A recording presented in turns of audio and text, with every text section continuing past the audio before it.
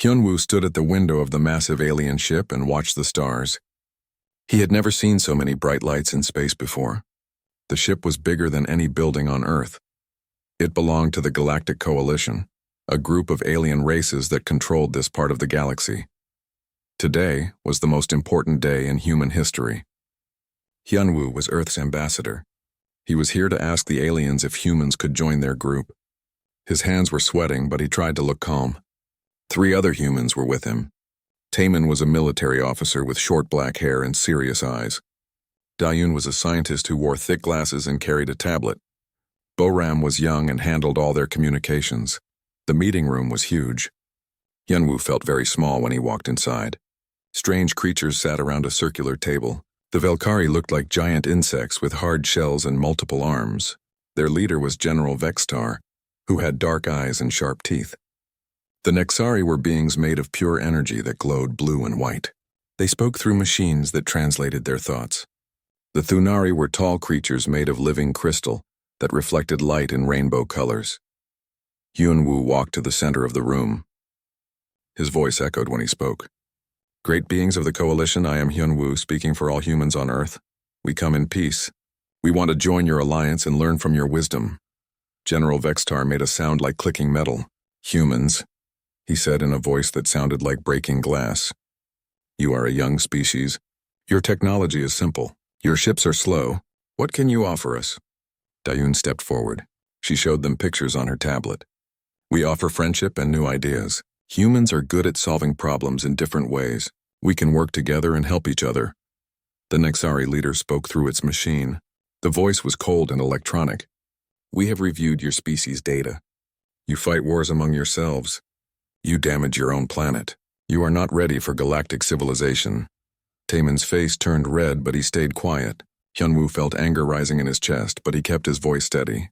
We know we have made mistakes, but we are learning. We want to become better. The Thunari leader was a giant crystal being named Kethmore. When he spoke, his voice sounded like wind chimes. Young species often believe they are ready before they truly are. The galaxy is dangerous. We cannot risk our alliance for beings who might fail. General Vextar stood up. His insect-like body was twice as tall as Hyunwoo. However, we are not completely closed to new members. There is a way you can prove your worth. All the humans looked at each other. This did not sound good.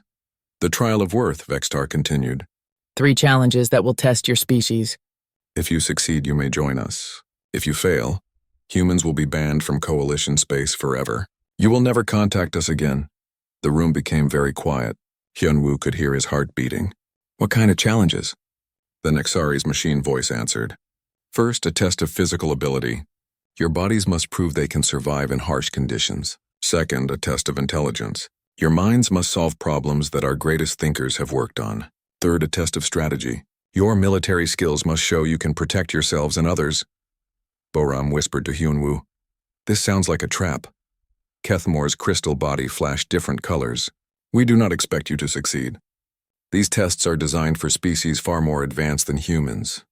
But you may try if you wish. Hyunwoo thought about Earth. Millions of people were counting on him. Humans needed the Coalition's help. Earth was running out of resources, and there were other dangers in space. Without the Coalition's protection, humanity might not survive. We accept, Hyunwoo said. General Vextar's teeth showed in what might have been a smile. Excellent. You will have time to prepare. Choose your best people for each challenge. We will begin in 1 standard week. After the meeting, the humans went back to their small rooms on the ship.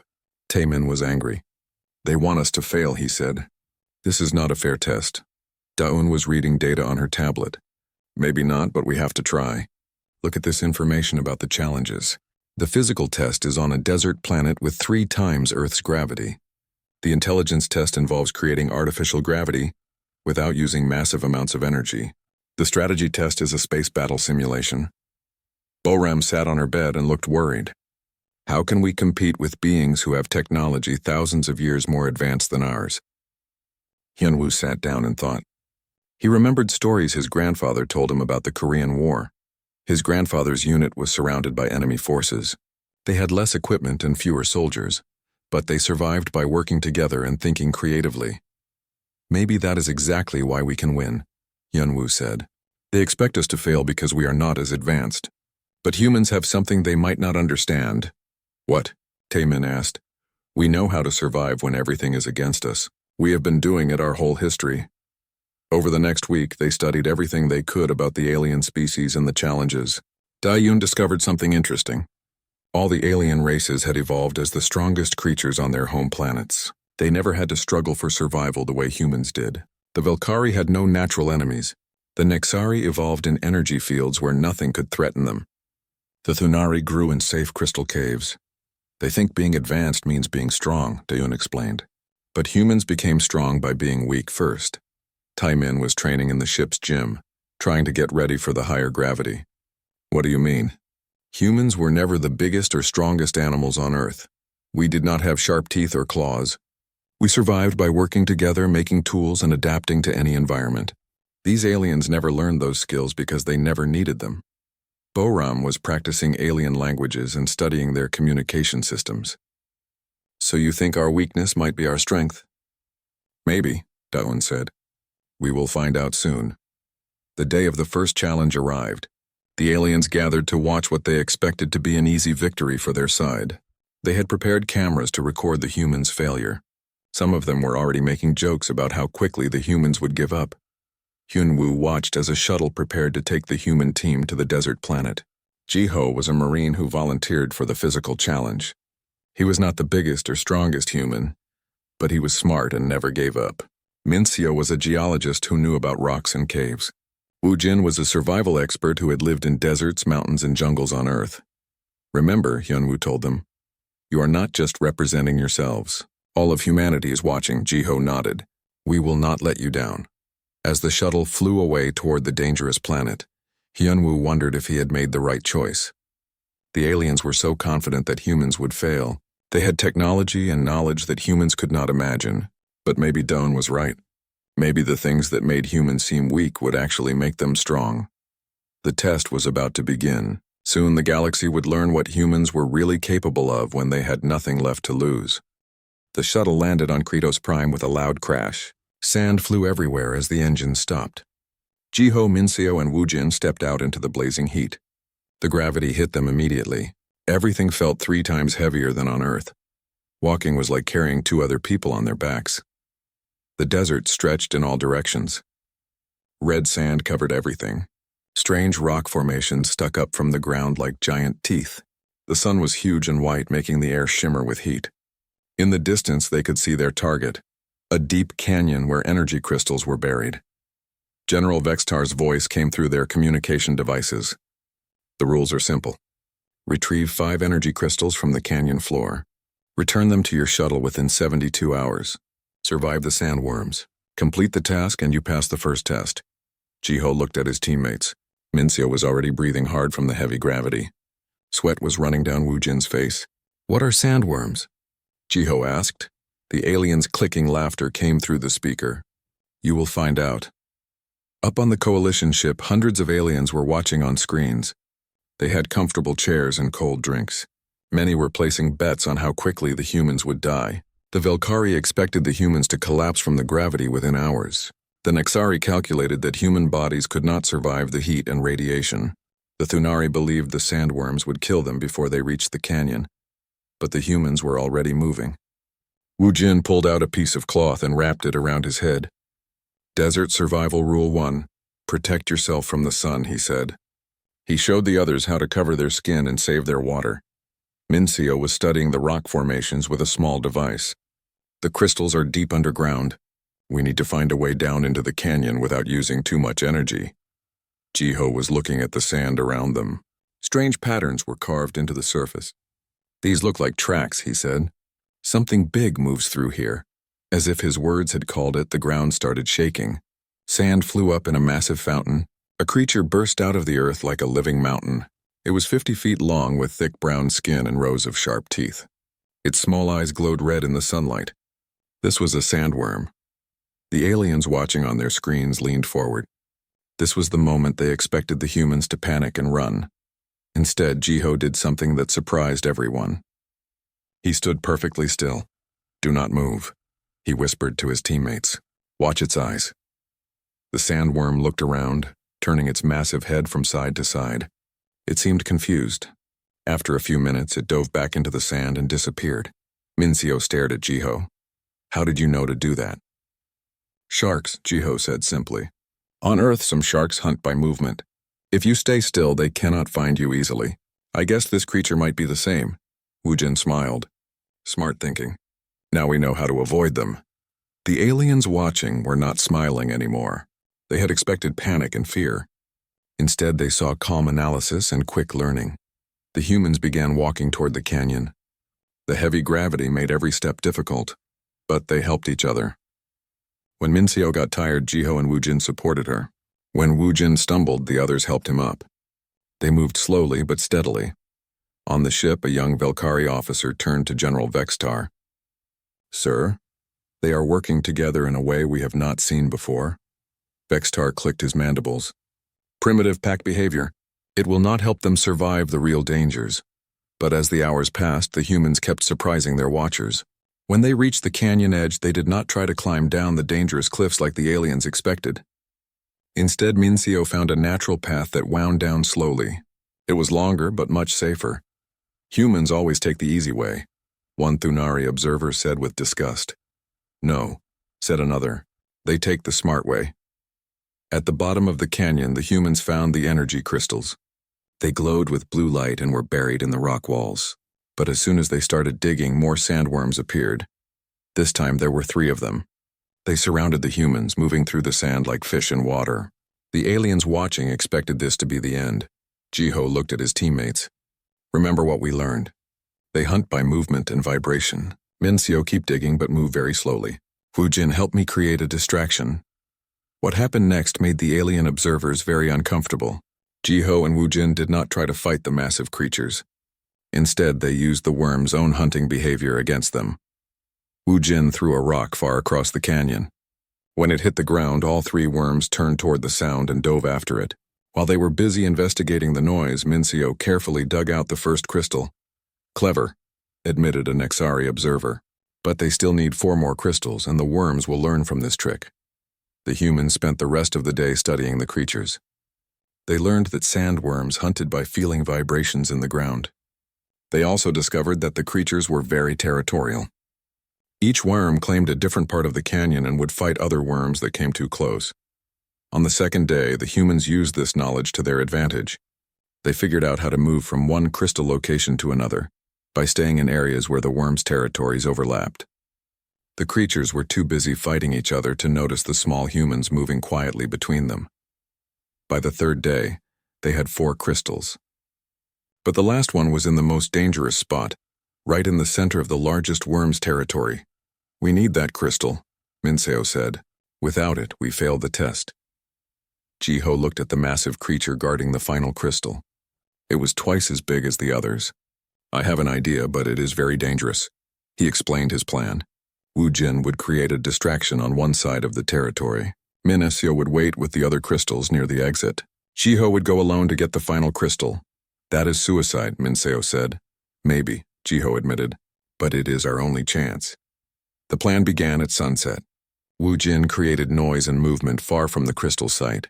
The giant worm went to investigate, diving through the sand like an angry bullet. Jiho ran toward the crystal location. He was fast, but not fast enough. The worm realized it had been tricked and turned around. Jiho could feel the ground shaking as the creature raced toward him. He reached the crystal and pulled it from the rock. Behind him, the sand exploded as the worm burst from the ground. Its massive jaws opened wide enough to swallow a car. But Jiho did something the aliens had never seen before. Instead of running away from the danger, he ran toward it. At the last second, he dove between the creature's legs and rolled under its body. The worm's own momentum carried it past him and into the canyon wall. Jiho ran for the exit where his teammates were waiting. Together, they climbed out of the canyon and made it back to their shuttle with hours to spare. On the coalition ship, the watching aliens were very quiet. They had expected to see human weakness and failure. Instead, they had watched humans solve problems in ways that had never occurred to them. General Vexitar's voice was different when he spoke to the humans. You have completed the first challenge. This was unexpected. As the shuttle flew back to the main ship, the 3 humans were exhausted but happy. They had proved that humans could survive in conditions that should have killed them, but more importantly, they had shown that being physically weaker did not mean being inferior. "One test down," Jiho said. "Two to go." None of them knew that their success had caused fear among the alien leaders. For the first time, some of the coalition members were wondering if they had made a mistake. What if humans were not as weak as they appeared? What if challenging them had been a very bad idea? The second test would be even more surprising. The Nexari homeworld of Lumenus was unlike anything the humans had ever seen. The entire planet glowed with soft blue light. Cities floated in the air, held up by energy fields that bent space around them. Rivers of pure light flowed between crystal towers that reached into the clouds. Dr. Haywan stood on the platform where the intelligence test would take place. She felt very small and very human. Around her, the greatest minds in the galaxy had gathered to watch her fail. The Nexari scientist Zinthara hovered nearby, her energy body pulsing with confidence. She had solved more mathematical problems than any being in coalition history. The Thunari had sent Kethmore, whose crystal mind could perform thousands of calculations at the same time. His body reflected the planet's blue light in rainbow patterns that hurt human eyes to look at. Haywan was just a theoretical physicist from Earth. She had graduated from Seoul National University, but barely. Her professors had said she asked too many strange questions and never followed proper scientific methods. She was here because she was the only human scientist available, not because she was the smartest. "The problem is simple," announced the lead Nexari administrator. Her voice came through a translation device that made it sound like singing crystals. "Create stable artificial gravity without using massive amounts of energy. This problem has challenged our greatest thinkers for over 2,000 years. Yonsu, Haiwan's research partner, set up their simple human equipment. They had basic computers and measurement tools that looked primitive compared to the alien technology around them. The Nexari had machines that could think faster than human brains. The Thunari had crystal networks that processed information through quantum fields. "You may begin," the administrator said. "You have 72 hours. Zinthara immediately began her work. Energy flowed around her as she accessed vast databases of scientific knowledge. Complex equations appeared in the air as holograms, changing and shifting as she calculated possibilities. The aliens watching nodded with approval. This was how advanced beings solved problems, with pure computational power. Kethmore's crystal body began to resonate with different frequencies. Each part of his structure worked on a different aspect of the problem. Mathematical formulas reflected through his transparent form like light through a prism. His method was beautiful and precise. Haywan sat down on the floor and closed her eyes. The aliens looked confused. "What is she doing?" asked a Velkari observer. "Perhaps she has given up already," suggested a Thunari, but Yonsu knew better. Haywan always started by thinking quietly. While other scientists began with data and equations, Haywan began with questions. "How do you feel gravity?" Haywan asked Yonsu without opening her eyes. "What do you mean? Right now, standing here on this planet. How does your body know which way is down?" Yonsu thought about it. "My inner ear tells me. Blood flows differently. My muscles work harder to hold me up." The aliens were listening now. They had never heard anyone approach the gravity problem this way. "Exactly," Haywan said, opening her eyes. "Gravity is not just a force. It is information that bodies understand. Every living thing learns to feel gravity from the moment it is born." She stood up and began walking around the platform. The alien scientists continued their complex calculations, but they were also watching her with curiosity. "Zinthara is trying to create gravity using energy fields," Haywan explained to Yonsu. "Kethmore is calculating the mathematics of space-time curvature. They are both thinking about gravity as something you make from outside. And that is wrong? Maybe not wrong, but not the only way." Haywan looked at the floating cities around them. "Every creature here evolved in gravity. Their bodies already know how gravity should feel. What if we do not create gravity? What if we just remind bodies that gravity exists?" The Nexari administrator floated closer. "Explain this concept." Haywan picked up a small stone from the platform. "When I drop this stone, it falls. But why does it fall? Physics says massive objects bend space-time. But biology says the stone falls because that is what stones do. Both answers are correct." She looked at the assembled alien scientists. "You are trying to bend space-time with massive energy. But what if we just convince matter that it should behave as if space-time is already bent? Kethmore's crystal body flashed with confusion. That is not scientifically possible. Is it not? Haywan asked. Humans do impossible things with their bodies all the time. Athletes run faster than their muscles should allow. People lift cars to save their children. Meditation can slow heart rates and lower blood pressure. The body responds to what the mind believes. Yeonsu began to understand. You want to create artificial gravity by making matter believe gravity exists. Exactly. For the next day, while the alien scientists continued their traditional approaches, Haewon and Yeonsu worked on something completely different. They studied how living things responded to gravity at the cellular level. They looked at how plants grew toward light and how human balance worked in zero gravity. This is ridiculous, said Zinthara during a break. Gravity is a fundamental force. You cannot create it through biological wishful thinking. But Haewon was not discouraged. She had learned something important during her years of study. The most advanced beings in the galaxy thought about problems the same way they had always thought about them. They were very smart, but they were not creative. Humans are different, she explained to Yeonsu. We never had enough technology or knowledge, so we had to think of new ways to solve problems. We had to be creative or we would die. On the second day, Haewon made a breakthrough. She discovered that the artificial gravity systems the aliens had been trying to build were fighting against the natural properties of matter. They were using massive amounts of energy to force space-time to bend in ways it did not want to bend. What if we work with matter instead of against it? She asked. Her solution was elegant and simple. Instead of creating gravity, she created the sensation of gravity. She used low-energy fields to stimulate the same cellular responses that natural gravity caused. Matter behaved as if it was in a gravity field, because its basic components believed they were in a gravity field. The energy requirements were tiny compared to traditional artificial gravity systems. The effect was stable and self-maintaining. Most importantly, it felt completely natural to living beings. When Haewon demonstrated her prototype, the aliens fell silent.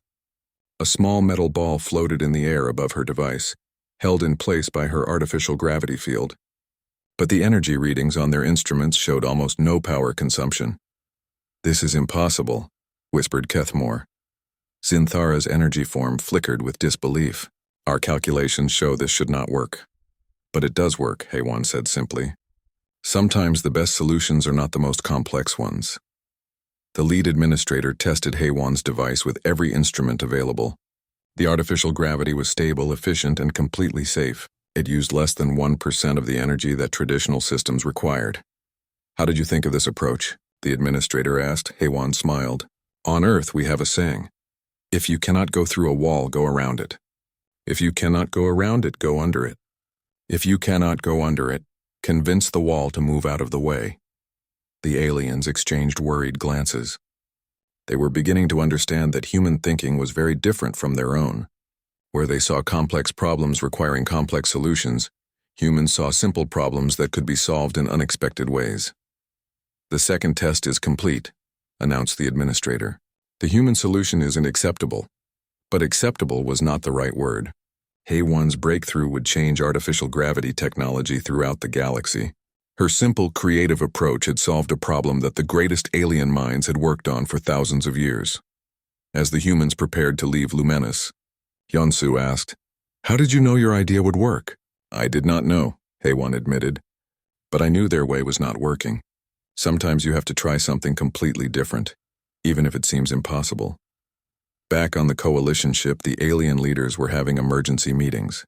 2 tests had been completed, and both times the humans had succeeded in ways that surprised everyone.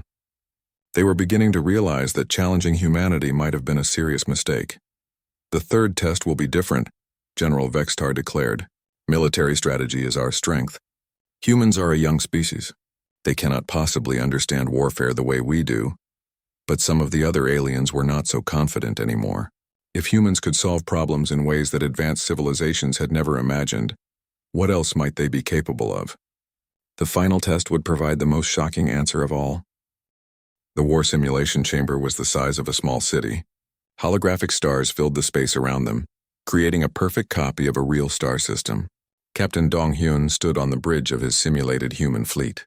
Around him, his team prepared for what the aliens believed would be their easiest victory, Subin sat at the tactical station, her fingers dancing over controls she had learned to use in just 2 days. Jae-sung handled communications, his headset crackling with incoming messages. Yoon-jung was in the engineering section, surrounded by displays showing ship systems and weapons. Their fleet was small, 12 human ships that looked tiny compared to the alien armada they would face. The Valkyrie had sent 40 of their best warships, each one armed with weapons that could destroy planets. The Nexari contributed energy ships that could move faster than light and phase through solid matter. The Thunari brought fortress ships with shields that had never been broken. The scenario is simple, General Vextar announced from his command ship. Defend your home system from our invasion fleet. You have inferior numbers and primitive technology. Show us how gracefully humans accept inevitable defeat. Admiral Kerthon of the Thunari laughed, a sound like breaking crystal. This will be over quickly. Human military doctrine is crude and predictable. But Dong-hyun was not thinking about traditional military doctrine.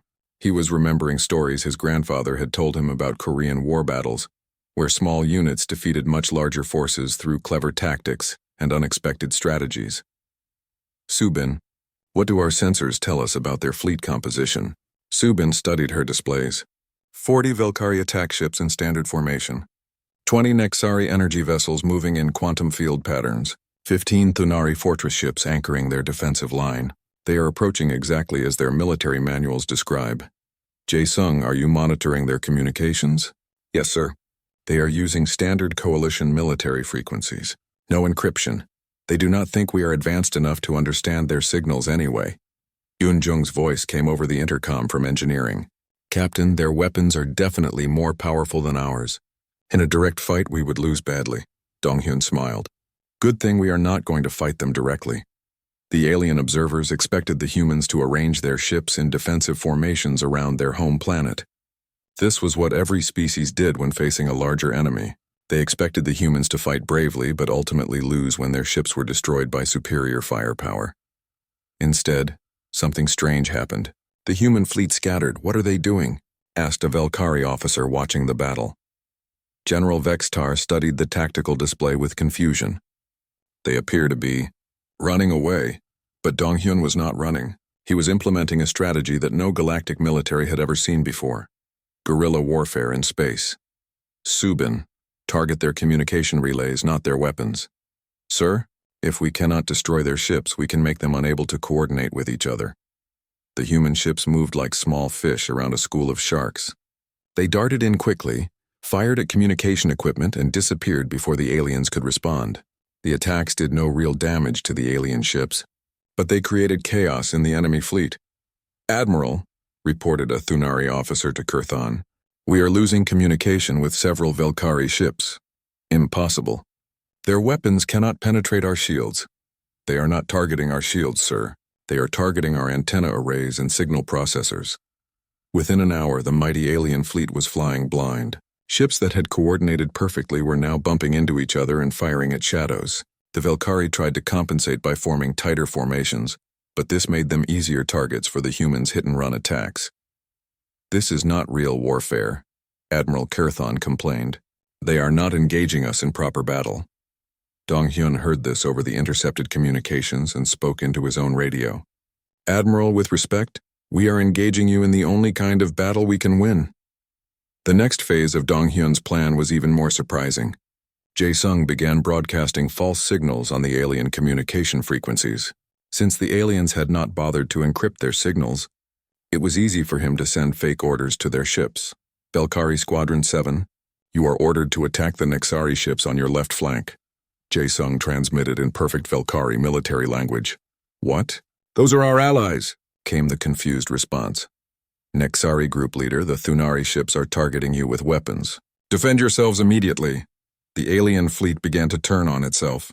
Ships that had been coordinating smoothly were now shooting at each other because they could not tell which orders were real and which were human deceptions. Yoon-jung had been working on her own surprise. While the aliens were distracted by the false communications, she had been modifying their ship's engines in ways that violated every rule of spacecraft engineering. Captain, I have an idea that is either brilliant or insane. What is it? I can make our ships look like they are destroyed while actually making them invisible to their sensors. How? By overloading our engines in a specific pattern, we can create an explosion that looks real but is actually just electromagnetic interference. Their sensors will think we are debris, but we will still be functional. Dong-hyun grinned. Do it! One by one, the human ships appeared to explode under alien fire. The aliens cheered as their sensors showed the human fleet being destroyed. But the ships were not really destroyed. They were hidden in clouds of interference that made them invisible. The humans are defeated, Admiral Kurthon announced with satisfaction. This battle is over. That was when the real surprise began. The destroyed human ship suddenly reappeared inside the alien formation. They had used their invisibility to move into perfect attack positions. But instead of attacking with weapons, they did something that made the aliens panic. Subin, begin Electronic Warfare Protocol 7. Sir, we have never tested that protocol. We have never needed to before. The human ships began transmitting computer viruses into the alien fleet's systems. Since the aliens had never encountered human computer technology before, their systems had no defenses against human-designed attacks. One by one, alien ships began to malfunction. Weapons fired randomly. Engines shut down without warning. Life support systems played human music instead of maintaining atmosphere. The mighty alien fleet was being defeated by 12 small ships using tactics that had never existed before. This is impossible, General Vextar roared. We have superior technology. We have more ships. We have thousands of years of military experience. Dong-hyun's voice came over the communication system, calm and respectful. General, you have all those things. But you have always fought against enemies who think the same way you do. You have never fought against humans. The simulation ended when the alien fleet was completely disabled. Not a single human ship had been actually destroyed, and the aliens' mighty armada was drifting helplessly in space. The war room fell silent. Hundreds of alien observers stared at the tactical displays in disbelief. They had expected to watch a quick human defeat. Instead, they had witnessed something that challenged everything they understood about warfare. How? Whispered Admiral Kurthon. Dong-hyun looked at the alien leaders with respect but not fear. On Earth, we had to fight for survival our entire history. Not just against animals, but against each other. We learned that the strongest army does not always win. Sometimes the smartest army wins. Sometimes the most creative army wins. But your technology is primitive, protested General Vextar. Yes, Dong-hyun agreed. But that forced us to think of ways to win without better technology. We learned to use our enemies' strengths against them. We learned to fight in ways they never expected. Subin added, every human military leader studies the history of smaller forces defeating larger ones. David and Goliath. Guerrilla warfare. Asymmetric tactics. We have been doing this for thousands of years. The aliens realized they had made a terrible mistake. They had assumed that advanced technology and superior numbers guaranteed victory. They had never considered that a species could become dangerous through creativity and adaptability instead of raw power. Yoon-jung's voice came over the intercom one more time. Captain, I am getting reports from the alien ships. They want to know how we created computer viruses that could affect their systems. Dong-hyun smiled. Tell them it is the same way we solved the gravity problem and survived the desert planet.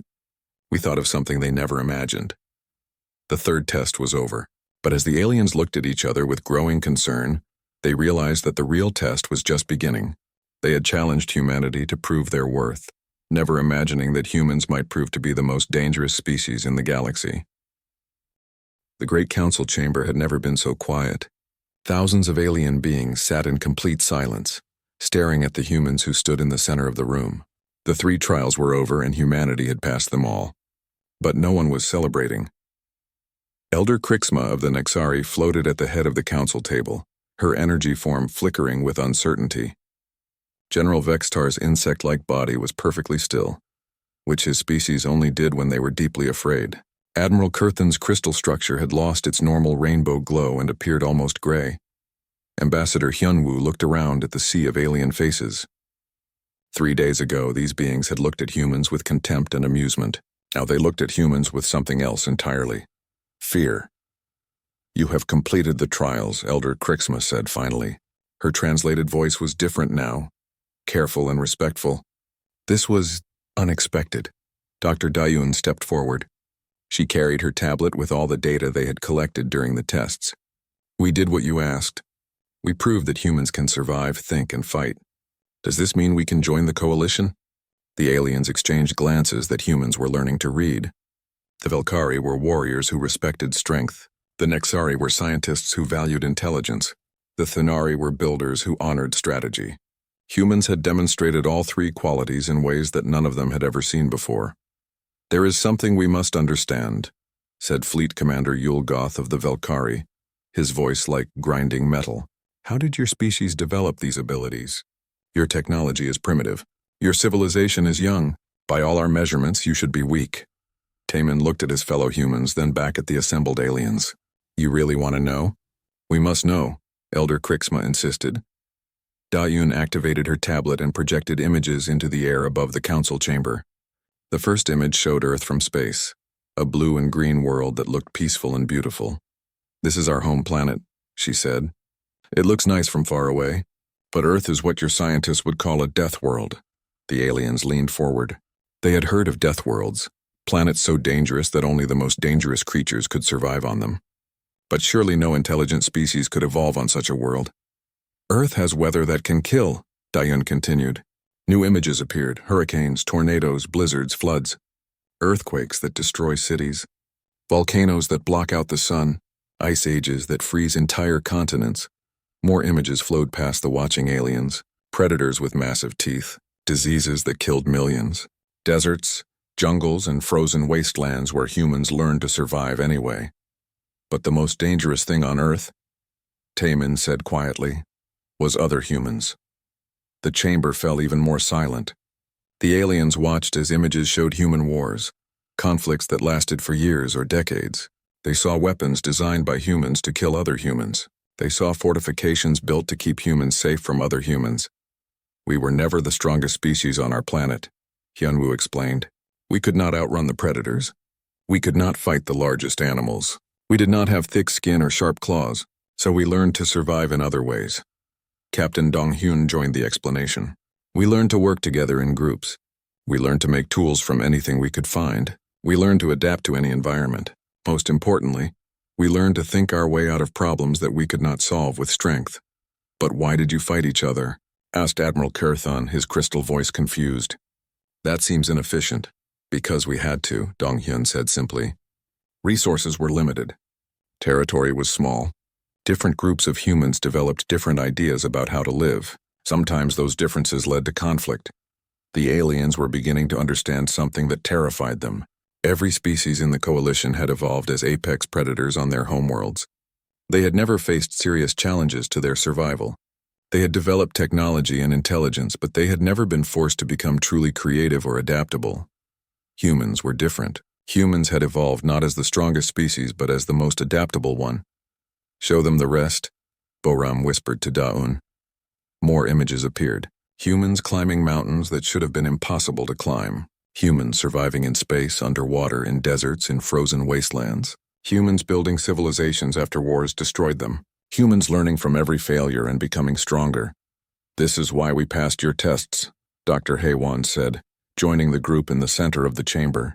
"The physical trial? Humans have been surviving in harsh environments for thousands of years. The intelligence test? We learned to solve problems creatively because we never had enough resources to solve them the easy way. The military test? We have been fighting impossible battles our entire history." Elder Krixma's energy form pulsed with a deep blue light that indicated deep concern among her species. "You are saying that your entire evolution was a trial of survival?" "Every day," Hyunwoo confirmed. "For millions of years. Every human alive today is descended from humans who survived things that should have killed them." The implications were starting to sink in among the alien observers. A young Velkari officer spoke up nervously. "Sir, if this is what they accomplished with primitive technology, what will they become with access to our technology?" General Vextar's head snapped around to glare at the officer, but the question hung in the air anyway. Every alien in the chamber was thinking the same thing. "There is more," Da-Un said softly. "The humans you have tested are not special. Shiho Minseo and Wu Jin are ordinary soldiers and scientists. Hae-Won barely graduated from university. Dong-hyun, Su-bin, Jae-sung, and Yoon-jung are good officers, but not the best in our military. We did not send our greatest champions to these trials. We sent normal humans. The chamber erupted in worried whispers and clicking sounds as aliens discussed this revelation among themselves. If ordinary humans could accomplish what they had witnessed, what were exceptional humans capable of? "You want to know the most important thing about humans?" Taman asked, his voice carrying over the alien conversations. "We do not have limits. When we face a challenge that seems impossible, we do not accept that it is impossible. We find a way around it, through it, over it, or under it. And if we cannot do that, we change ourselves until we can." Fleet Commander Yulgoth leaned forward. "What do you mean, change yourselves?" "Humans who lived in high mountains developed larger lungs," Daun explained. "Humans who lived in cold climates developed different body shapes. Humans who faced different diseases developed different immune systems. We adapt not just mentally, but physically.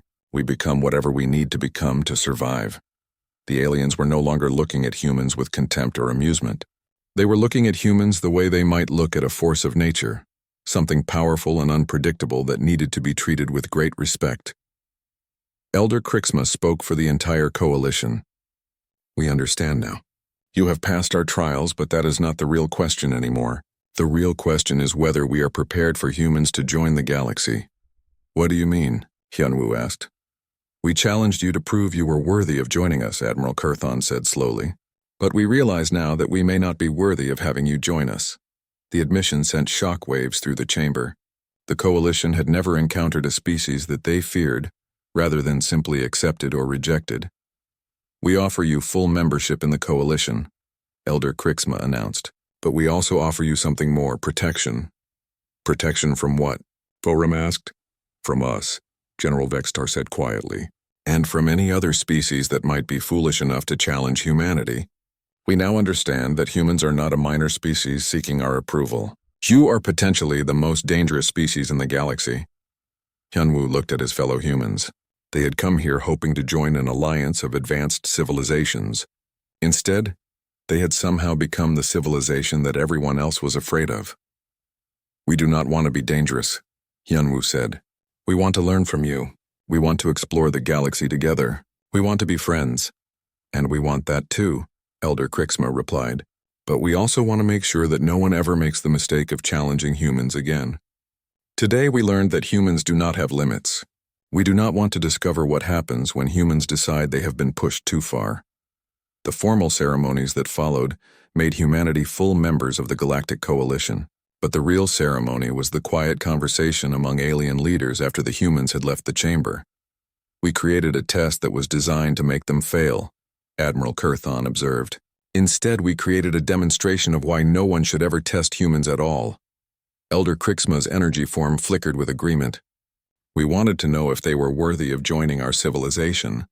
Instead, we discovered that they may be the future of civilization itself." General Vextar made the final observation that would be remembered throughout galactic history. "We sought to discover their limits. Instead, we learned that humans do not have any.